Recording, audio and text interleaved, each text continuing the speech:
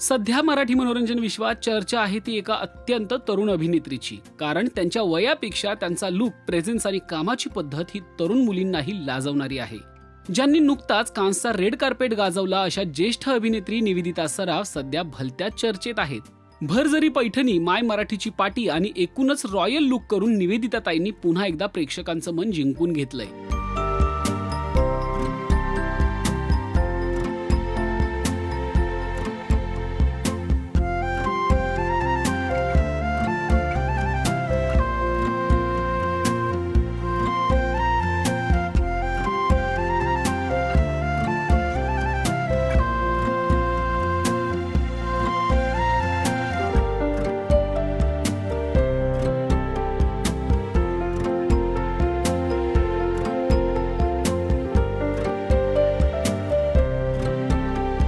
पण आज जरी त्यांच्या दिसण्याचं, सौंदर्याचं कौतुक होत असलं तरी निवेदिता ताईंना त्यांच्या लहानपणी दिसण्याबद्दल प्रचंड न्यूनगंड होता.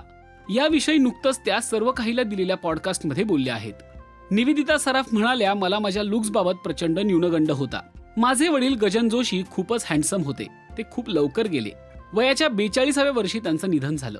ते खूप गुड लुकिंग होते. म्हणजे मला त्यांचं 50%ही रूप मिळालं नसेल. त्यांची स्किनही खूप अप्रतिम होती. गोरे गोरे पान, सुंदर ब्राऊन कलरचे केस आणि फीचर्सही खूप छान होते. माझी मोठी बहीणही दिसायला खूप छान आहे. ती हुशारही आहे. शाळेत सुद्धा शिक्षक म्हणायचे, तू मिनल जोशीची बहीण ना, असे कसे ग मार्क तुला.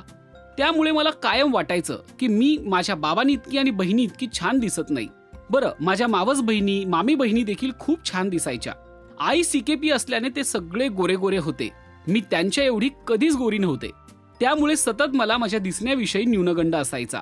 त्यात माझी उंची कमी होती. खूप बारीकही होते. थोडासा पोख होता.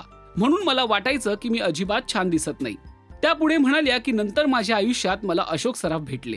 त्यांनी मला एका गोष्टीची जाणीव करून दिली की तुम्ही जर छान काम केलं ना तर तुम्ही आपोआपच सुंदर दिसता. लुक्सपेक्षा जास्त तुमचा कॉन्फिडन्स महत्वाचा आहे. सीन सुंदर केलास तर तू सुंदरच दिसशील, असं अशोकने मला सांगितलं. तुला जर आतून असं वाटलं ना की तू सुंदर आहेस, मग आजूबाजूच्या बघणाऱ्यांनाही वाटतं की तू सुंदर आहेस. अशा शब्दात निवेदिता सराफ आपल्या लुक्स विषयी बोललेले आहेत. तुम्हाला निवेदिता ताईंची कोणती भूमिका आवडते ते कमेंट करून नक्की सांगा. आणि मराठी सिने विश्वातील ताज्या अपडेट, बातम्या आणि गॉसिपसाठी सबस्क्राईब करायला विसरू नका. फक्त राजश्री मराठी.